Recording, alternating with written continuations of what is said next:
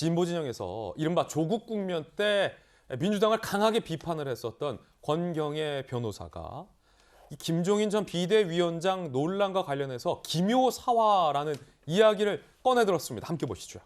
기묘사화. 아시다시피 기묘사화는 조선시대 때 사화 중에 하나인데 나뭇잎에 꿀을 발라서 글자를 써놓고 벌레가 그 글자 모양대로 파먹자 이거 봐라 라며 정적들을 숙청했던 그 3대 사화 중에 하나입니다. 기묘년에 일어난 기묘사화인데 저희들이 국사 시간에 공부할 때 워낙 기묘한 일이 있다라고 외웠던 그 기묘사화. 홍경희 변호사는 기묘사화 왜 꺼냈을까? 현대판 기묘사화다. 김종인 상황설을 퍼뜨린 세력들이 결국 승리했다. 상황설은 실체가 없는 얘기인데 목적을 갖고 누가 악의적으로 이 상황설을 퍼뜨렸다라는 주장이에요. 김종인 전 위원장이 문고리 3인방이라고 했었던 권성동, 장제원, 윤한홍 3010만이 아니라 민주당도 환호 참으려 애쓰고 있을 것이다. 권경의 변호사의 주장은 문고리 3인방이 소위 상황설을 퍼뜨렸다라는 걸로 읽혀요. 장제원 의원이 선대위 인선 주도했다는 말이 공공연히 흘러나와 김 전 위원장이 모를 리 없다라고 장제원 의원을 비판을 했습니다. 전재수 의원님. 예. 자, 일단은 김종인 전 비대위원장이 현재로서는 합류하지 않고 있는 그런 상황이고 그렇다고 윤석열 후보가 김종인 전 위원장의 합류를 포기한 상황도 아닌 것 같아 보여요. 현재 스코어는. 자, 그 상황에서 권경의 변호사의 이 기묘사화 주장. 전재수 의원님 어떻게 보십니까? 권경의 변호사는 잘 모릅니다. 잘 모르는데 뭐 정치권에서 이런저런 이슈가 있을 때마다 이제 말을 보태시는 분 같아요. 근데 뭐 이게 마음에 안 드는 데는 말하자면 그냥 막 뭐 좀 이야기하시는 경향이 있는 것 같고. 근데 굳이 저 문제에 대해서 굳이 뭐 저렇게 뭐 논평을 할 필요가 있을까 이렇게 싶습니다. 왜 그러냐면 누군가는 선대위를 구성을 하게 되면 누군가는 주도를 해야 되는 것이고 그리고 그렇게 할 수밖에 없습니다. 그렇기 때문에 누가 주도해서 문제가 된다. 누가 했기 때문에 문제가 된다. 이렇게 이제 보기는 어렵습니다. 그러면 아무도 주도하는 사람이 없으면 일이 안 되는 거거든요. 일이 되려면 누군가 주도해야 되는 것이죠. 그런 측면에서 이제 권경의 변호사가 이 정치권에서 어떤 조직을 만들고 선대위를 출범시키고 하는 그 어떤 프로세스에 대해서 이제 잘 모르시니까 저렇게 이제 비판을 할 수 있다고 생각을 합니다. 다만 이제 기묘사화라는 것은 권력투쟁이잖아요. 예. 권력투쟁이죠. 그 피비린내 나는 사실은 이제 권력투쟁이었는데 사실은 김종인 위원장을 둘러싸고 최근에 한 2주 정도 벌어졌던 국민의힘 내 선대위 구성과 관련해서도 사실은 그 본질은 권력투쟁이죠.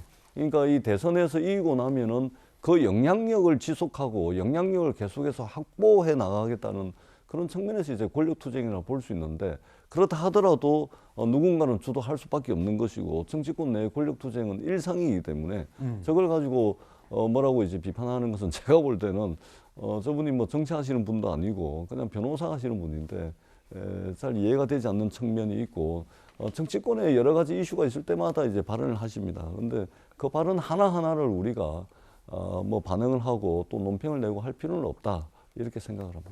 그런가 하면 역시 진보 진영에 소속돼 있으면서 조국 사태를 강하게 비판했던 인물 중 하나인 진중권 교수도 장제원 의원 등을 향해서 차지철 이야기를 꺼내들었습니다. 권경의 변호사의 지적과 상당히 유사한데요. 함께 보시죠. 지금 윤캠은 30 말 상황이다. 30하고 말 상황이다. 차지철 역할을 지금 장제원이 하고 있다. 벌써 장순실이라는 말이 나도는 모양입니다. 김병준은 허수아비. 충분히 통제할 수 있다고 생각해. 그 자리에 앉힌 것이고 다 장제원 머리에서 나온 것이다. 진중권 조 교수와 권경의 변호사가 기묘사와 차지철 30 이야기를 하며 장제원 의원이 사실상 다 주도하고 있다. 선대위를. 이라고 비판을 가했습니다. 변호사와 기자 하셨던 두 분 패널의 의견을 좀 들어보겠습니다. 먼저 손재미 변호사님. 일단 장제원 의원을 차지철과 장순실, 그러니까 최순실 씨를 이제 비유해서 표현했던 것 같은데 과거에 이제 우리 최순실, 최서원 씨 사건이죠. 그 게이트가 사건이 나왔을 때 일반인들이 이제 최순실 같다라는 표현이 모욕적인 표현이라서 유죄로 나올 만큼 우리 사회에서는 장순실이라는 발언은 굉장히 비하하고 모욕적으로 들릴 수 있다라는 점을 지적해드리고 싶고요. 장제원 의원이 지금 가지고 있는 사회적 지위는 본인이 여러 가지 이제 활동을 하면서 정치적인 활동 또 의원 생활도 열심히 하신 부분이 있는데 다만 이제 최근에 이제 아들과 둘러싼 음주운전 사고 문제 때문에 대중적인 평가는 좋지 않고 또 그 부분과 관련해서 본인이 음주운전을 한 건 아니지만 자식 문제이기 때문에 또 사퇴하겠다 또 여러 번 사과했던 것으로 기억을 합니다. 그런 정도의 어떤 지금 부담감을 가지고 있는 정치인에 대해서 일련의 평가가 차지철만큼 격화시키거나 장순실만큼 격화시킬 만한 실존적인 어떤 잘못을 장제원 의원이 했느냐 그런 부분에 진중권 교수한테 한번 물어보고 싶은 마음이 예. 있고요. 평가 대중 정치인들에 대한 평가가 좀 박하고 비판할 수 있다고 하더라도 좀 지나치게 발언이 예. 앞서 나간 건 아닐까라는 생각이 들고요. 지금 그러니까 본인 생각하기에는 상공말이고 지금 차지처 역할을 장제원이 하고 있다라는 것도 생각이잖아요. 구체적인 팩트와 다른 생각을 저렇게 지나치게 모욕적 언사를 할 필요가 있느냐라는 예. 생각이 듭니다. 자, 그럼 이번엔 기자 출신 김수영 교수님께 묻겠는데 김종인 전 비대위원장 영입 논란을 둘러싸고 장제원, 김병준 등의 인선에 김종인 전 위원장이 반대를 하고 있다. 그런데 후보는 장제원과 김병준을 선택했다. 그래서 이런 논란이 나오는 건 아니냐라는 외곽의 분석이 나오고 있는 가운데 선대위에 몸담고 있지 않는 진보 진영의 한 축이었던 권경의 진중권 전 교수가 장제원과 문고리 3인방을 꺼내들었다라는 측면에서 상당히 좀 논쟁적인데 김수영 교수 어떻게 보세요? 그러니까 이제 제 생각에는 이 중도가 보기에는 그리고 뭐 실제로도 그런데요. 이게 대선에서 가장 중요한 건 중도의 마음을 누가 가져가느냐거든요. 사실 이미 뭐 국민의힘 열성 지지자나 민주당 열성 지지자는 마음을 정해놓고 있기 때문에 어떤 사건이 벌어진다고 해서 크게 마음을 바꾸지 않습니다. 하지만 이제 중도는 계속 이쪽을 투표할까 저쪽을 투표할까 이제 재죠. 그런 상황에서 이제 김종인 전 비대위원장 같은 경우에는 메시지가 굉장히 중도 친화적이고 좀 중도 외연을 확장하는 메시지를 많이 내다 보니까 중도 입장에서는 김종인을 안는 것이 국민의힘에서 이제 끌어안는 것이 중도 외연의 확장에 굉장히 도움이 되겠구나라고 생각을 하는데 결국 이제 내쳐질 것 같은 분위기잖아요. 지금 그런 상황에서 이제 중도의 입장에서 볼 때는 김종인을 뭐 잃을 수도 있죠. 김종인을 꼭 써야 되는 건 아닙니다만 그럼 김종인을 잃는 대신에 누구를 얻을 것인가를 생각해 봐야 되는데 그게 결국 장제원, 뭐 권성동 의원이라든가 이렇게 중도가 보기에는 너무나 오래되고 전혀 새로운 것이 없는 낡은 정치인의 이미지를 결국 끌어안기 위해서 김종인 전 비대위원장을 내치는 것인가라는 거에 대한 안타까움이 있는 것 같아요. 그러면 왜 이런 선택을 했을까를 생각해 봤을 때 아마도 잘은 모르겠지만 저분들도 추측을 하는 겁니다만은 자기 자리에 훨씬 연연하는 지금 대선을 이겨서 정권을 바꾸는 것보다는 자기 자리에 연연하는 중도의 그러니까 그 선대위의 누군가들이 여러 가지 이제 활동을 통해서 김종인 전 비대위원장이 들어올 경우에는 자기 자리를 보존하기가 어렵기 때문에 결국 훨씬 더 다루기 쉬운 김병준 위원장을 데려온 게 아니냐라는 의혹을 지금 얘기한 거거든요. 왜냐하면 김종인 전 비대위원장 같은 경우 기억하시겠지만 2016년도에 이제 민주당에서 이해찬, 정청래 의원을 공천에서 탈락하고 배제시켰던 사람이거든요. 그러니까 만약에 김종인 전 비대위원장이 선대위에 들어오게 되면은 내 자리를 보존하기가 어렵겠다라고 생각하는 누군가가 혹시 이런 식으로 정치를 해서 김병준 선대위원장을 올리고 김종인 전 비대위원장을 내친 거 아니냐라는 의혹을 지금 권경의 변호사나 진중권 교수가 지금 얘기하고 있는 것이죠. 벌써부터 강한 문고리가 있다라는 게 이들의 주장이다라는 그렇죠. 분석이신 거죠. 상황설을 문고리가 퍼뜨렸다. 한 문장으로 요약하면 진중권, 권경의 두 분의 주장은 그겁니다. 이에 대해서 장제원 의원은 어떤 반응을 보였을까요? 모든 지책을 맡지 않겠다라고 했는데 법적 대응을 하겠다고 나섰습니다. 권경의 변호사 명예훼손 멈추기, 법적 대응 고려, 인선의 어떤 역할도 나는 안 했다. 장제원 의원 주장이에요. 진중권 전 교수가 김 전 위원장에 대한 눈물겨운 충성심을 높이 평가하지만 저질러 놓은 저렴한 발언은 반드시 법적 책임져야 한다. 두 분을 향해서 법적으로 대응하겠다라고 장제원 의원이 반응했습니다.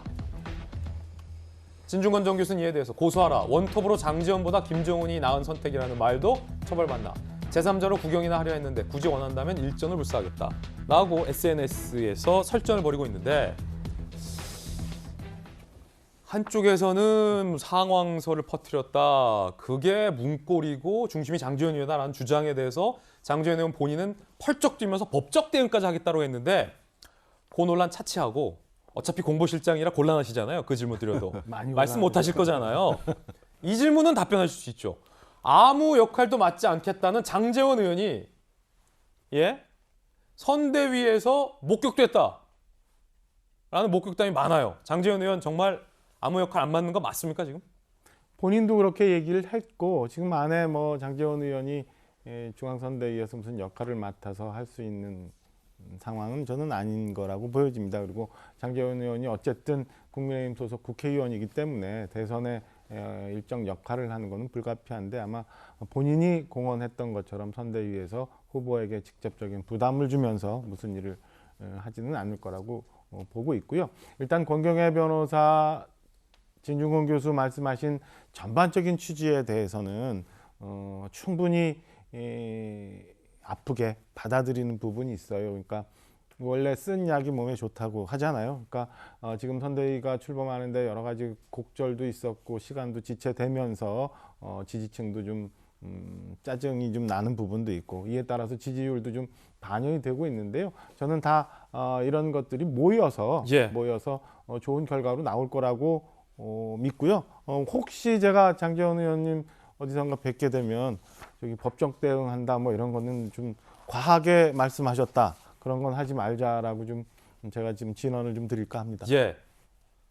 이 자리에 앉아서 쓴소리를 굉장히 마다하셨던 분이 주말 지나고 나서 갑자기 방패 역할을 하시니까 조금 어색하긴 합니다만 쓴소리도 받아들이겠다. 장제원 의원은 법적 대응하지 마라라는 돌직구까지 들어봤습니다.